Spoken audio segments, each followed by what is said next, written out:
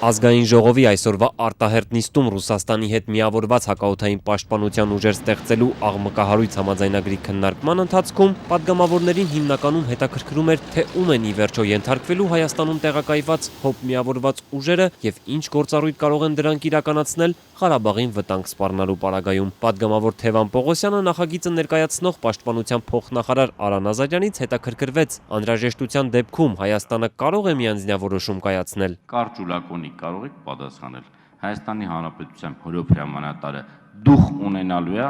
ցանկացած պարագայում կրակ հրամանը արձակի եւ որևէ մի նշմուլ չքաշվի եւ խնդրեմ չունենա,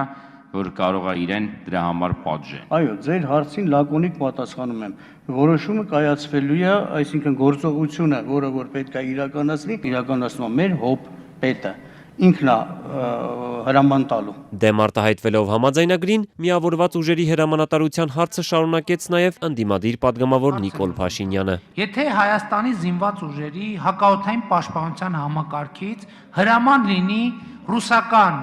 էսկադրիլիային օդ բարձրանալ, իսկ Ռուսաստանից լինի հրաման, որ չէ, լավ, պետք չի, օդ մի բարձացեք։ Այդ ինքնաթիռները օդ կբարձրանան, թե օդ չեն բարձրանա։ Ասեմ, որ նշված գործընթացները չեն կարգավորվում միայն պարզապես հրամաններ տալով։ Դրա համար կան համապատասխան ուրեմն ղեկավար փաստաթղթեր,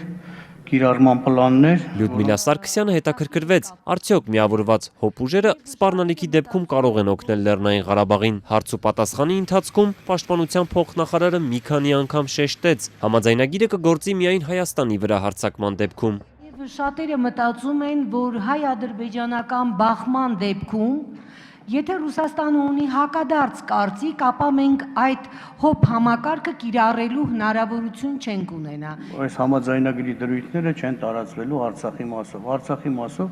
մենք ունենք մեր հակաօդային պաշտպանության միջոցները, ինչը եւ մեր ռազմական դոկտրինով մենք հանդիսանում ենք Արցախի անվտանգության ապահովողը եւ աջակցողը։ Բացասական համարելով համաձայնագիրը, ընդդիմադիր պատգամավոր Խաչատուր Քոքոբելյանը փորձեց ճշտել, արդյոք այն չի արգելի Հայաստանին հետագայում անդամակցել այլ պաշտպանական համակարգերին։ Եթե դու մի այլ գերտերության տարածաշրջանում տարբեր հետաքրքրություններ ունեցող պետության հետ միավորված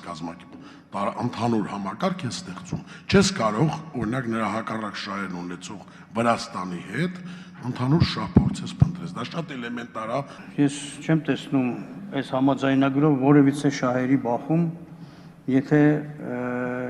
չֆիքսեմ հակառակը, որ սրանից մենք ավելի շատ շահ ունենք։ Հայաստանյան զինուժի ինքնիշխանության թեման շարունակեց նաև Ազգային ժողովի փոխնախագահ Էդուարդ Շարմազանովը։ Հանրապետական պատգամավորը վստահեցրեց հնչող քննադատությունները, թե համաձայնագիրը զրկում է Հայաստանի ներկայիս ՀՕՊ ուժերին աջակցել Ղարաբաղին, չի համապատասխանում իրականությանը։ Այս համաձայնագրով եւս մեկ անգամ փաստում ենք, որ Հայաստանի Հանրապետության զինված ուժերը